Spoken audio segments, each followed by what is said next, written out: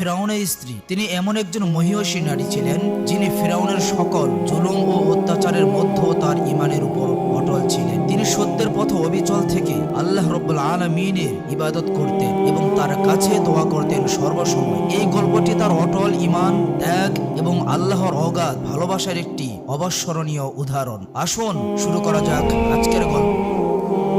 একদিন গভীর রাতে ফিরাউন গভীর ঘুমে আচ্ছন্ন ছিল। চারদিক নিস্তব্ধতা ছড়ে পড়েছিল এবং রাতের গাঢ় অন্ধকার সবকিছুকে ঢেকে দিয়েছিল। এই সুবর্ণ সুযোগ দেখে হযরত আসিয়া রাদিয়াল্লাহু তাআলা আনহা অত্যন্ত সতর্কতার সাথে উঠলেন এবং আল্লাহ রাব্বুল আলামিনের ইবাদতে মগ্ন হলেন। অনেকক্ষণ ধরে তিনি পূর্ণ হৃদয় ও সত্যিকারের ইখলাসের সাথে আল্লাহর ইবাদত করতে থাকলেন। তারপর তিনি দুই হাত তুলে কান্নার সাথে আল্লাহ তাআলার কাছে দোয়া শুরু করলেন। তিনি বললেন, হে রব্বুল আলামিন, এই দুনিয়ায় যা কিছু ঘটছে সবই তোমার ইচ্ছায় ঘটছে, তোমার অনুমতি ছাড়া কিছুই সম্ভব নয়। হে আমার মালিক, আমার স্বামীকে হিদায়াত দাও। সে অজ্ঞতার কারণে নিজেকে খোদা মনে করছে, নিরহ মানুষের উপর জুলুম করছে। তার হৃদয়কে পরিশুদ্ধ করো, তাকে এমন জ্ঞান দাও যা তার চোখ খুলে দেবে। হে আল্লাহ, তাকে তার ভুলের জন্য অনুতপ্ত করো। আমরা সবাই তোমার সৃষ্টি, আমাদের ক্ষমা করো এবং সঠিক পথে চলার তৌফিক দান করো। আসিয়া ধীরে ধীরে নিজের জন্য, স্বামীর জন্য এবং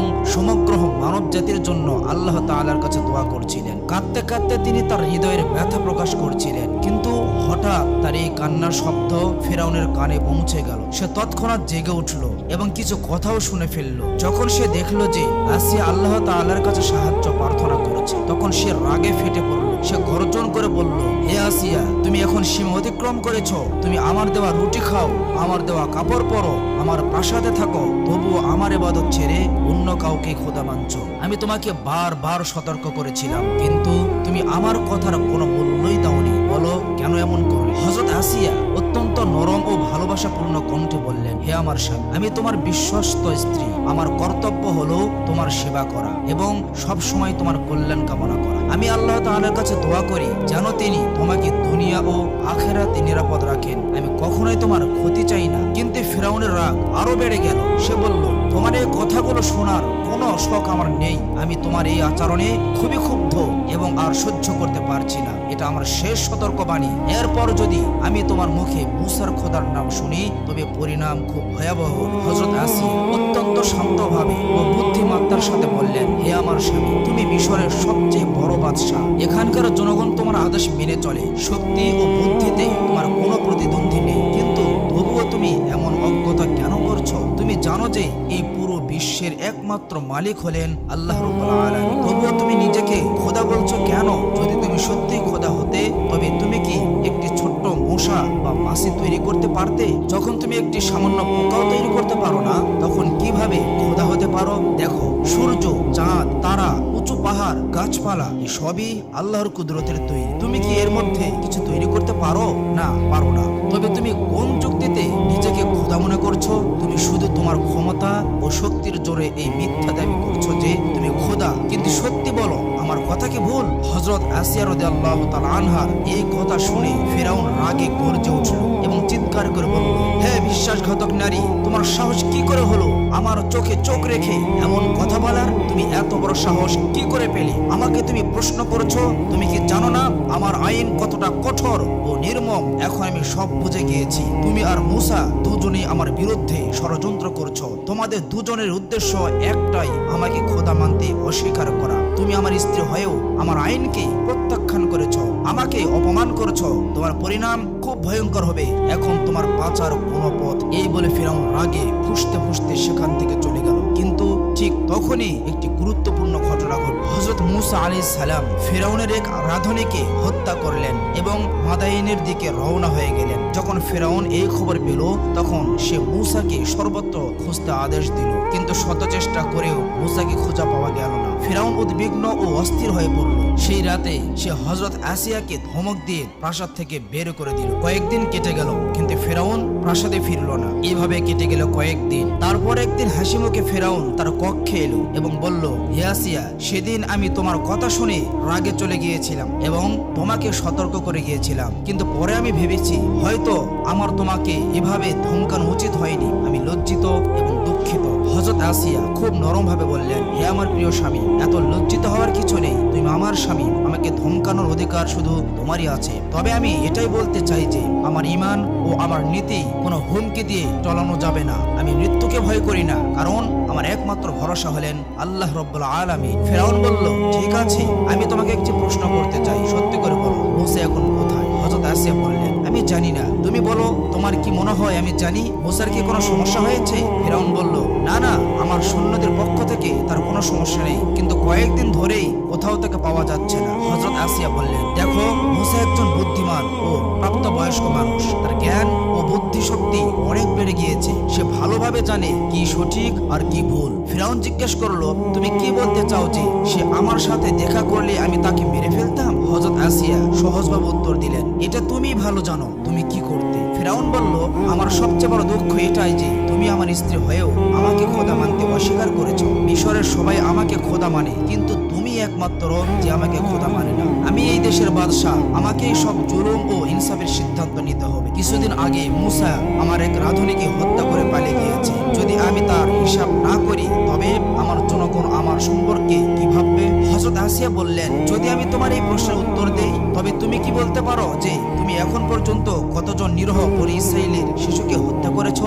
তুমি কি কখনো নিজের এই অপরাধের হিসাব করেছো? তুমি শুধু একজন জ্যোতিষীর কথায় বিশ্বাস করে হাজার হাজার নীরব শিশুর প্রাণ নিয়েছো। এটা কি জুলুম নয়? এই জুলুমের কোনো কি হিসাব হবে না? ফেরাউন রাগে কাঁপতে কাঁপতে বলল, আমি ভেবেছিলাম আজ আমি তোমার উপর রাগ করব না, কিন্তু তুমি আবারও আমাকে উত্তেজিত করেছো। শোনো, আমি আমার ইলাহি দাবির মাধ্যমে মানুষের হৃদয়ে আমার রাজত্ব বজায় রাখতে চাই। আমি শেষবারের মতো বলছি, আমাকে খোদা মানো, নইলে পরিণাম খুব ভয়ঙ্কর হবে। হযরত আসিয়া অত্যন্ত শান্তি ও সাহসের সাথে বললেন, আমিও তোমাকে শেষবারের মতো বলছি, আমি শুধুমাত্র আল্লাহ রাব্বুল আলামিনকে খোদা মানি, আমি তারই ইবাদত করি, তার উপরেই ঈমান রাখি। তাই তুমিও তোমার এই মিথ্যা খোদা দাবি থেকে তওবা করো এবং সত্যিকারের মালিকের উপর ঈমান আনো। ফেরাউন তিল মিলিয়ে উঠল, তার মুখ রাগে লাল হয়ে গেল। সে প্রাসাদ থেকে বেরিয়ে গেল। এখন সে আসিয়াকে শাস্তি দেওয়ার সিদ্ধান্ত নিয়ে ফেলেছে। সে তার ঘনিষ্ঠ বন্ধু ও উজির হামানকে ডাকলো। কিছুক্ষণের মধ্যেই হামান হাজির হলো এবং বলল,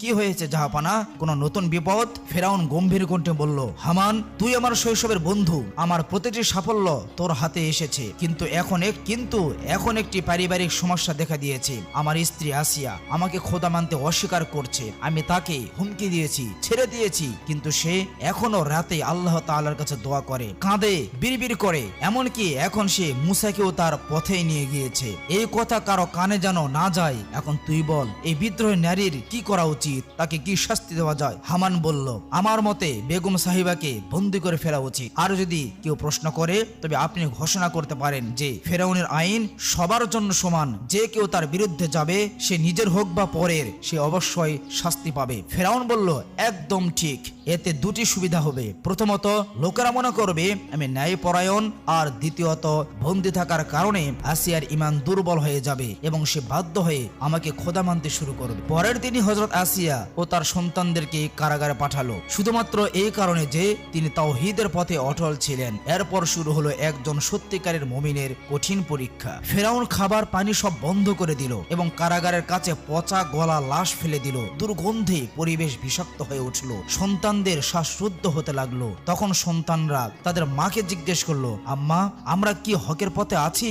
আসিয়া মুস্কি হেসে বললেন, অবশ্যই আমরা হকের পথে আছি বাবারা। আমাদের সব পরিস্থিতিতে ধৈর্য ধরতে হবে, আল্লাহর উপর ভরসা করতে হবে, তিনি অবশ্যই আমাদের সাহায্য করবেন। এটাই ঈমানের প্রকৃতি পরীক্ষা, আর জয় ইনশাল্লাহ আমাদেরই হবে। দিন কেটে যেতে লাগলো। একদিন হামান নিজে এলো। সে বলল, বেগম সাহিবা, আপনি শুধু আপনার স্বামীকে খোদা মানলেই সব শেষ হয়ে যাবে। এই কষ্ট, এই অপমান সব শেষ হবে নিমিষেই। আপনি আবার রাজপ্রাসাদে ফিরে যাবেন, ঐশ্বর্য সম্মান সব সবকিছুই আপনার পদতলিত হবে। ভেবে দেখুন, একদিকে রাজত্ব আর একদিকে এই বিপদ। হযরত আসিয়া শান্তভাবে বললেন, হামান, আমি জানি তুমি আমার স্বামীর বন্ধু, কিন্তু তুমিও সে যে পথে চলছো তা ধ্বংসের পথ।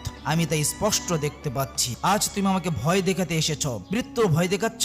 আমি জানি একদিন সবাইকে মরতে হবে, কিন্তু মৃত্যুর পর তুমি বা ফিরাউন আমার ভাগ্যের মালিক থাকবে না, তখন আমি শুধু আমার মালিকের দরবারে থাকব। হামান হতাশ হয়ে চলে গেল, কিন্তু হযরত আসিয়ার ঈমান আরো দৃঢ় হতে লাগলো। জুলুম তার চরমে পৌঁছালো, কিন্তু তিনি প্রতিটি কষ্ট ধৈর্যের সাথে সহ্য করছিলেন। একদিন ফিরাউনের মনে তার পুরনো কথা, তার ভালোবাসা মনে পড়ল। সে ভাবল, যদি আসিয়া শুধু মুখে হলেও আমাকে খোদা মানত, তবে আমি তাকে ছেড়ে দিতাম। হয়তো এখন সে ভেঙে পড়েছে। এই ভেবে সে হামানকে নিয়ে কারাগারে গেল। হামান বলল, বেগম সাহিবা, আপনার স্বামী এখনো আপনাকে অনেক ভালোবাসেন, কিন্তু আপনি তার কথা না মানায় তাকে বাধ্য হয়ে আপনাকে বন্দী করতে হয়েছে। এখনো সময় আছে, যদি আপনি তাকে খোদা মানেন তবে সবকিছু আগের মতো হয়ে যাবে। হযরত আসিয়া ফিরাউনের চোখে চোখ রেখে বললেন, হে আমার স্বামী, যে নিজের শক্তি ও অহংকারে নিজেকে খোদা বলে এবং নিজের স্ত্রী সন্তানদের কারাগারে পাঠায়, সে আজ আমাদের দেখতে এসেছে। তবু আমি খুশি যে তুমি আমাদের দেখতে এসেছো। ফিরাউন বলল, আসিয়া, তুমি আমার প্রথম স্ত্রী। আমি আমার জীবনের শুরুটা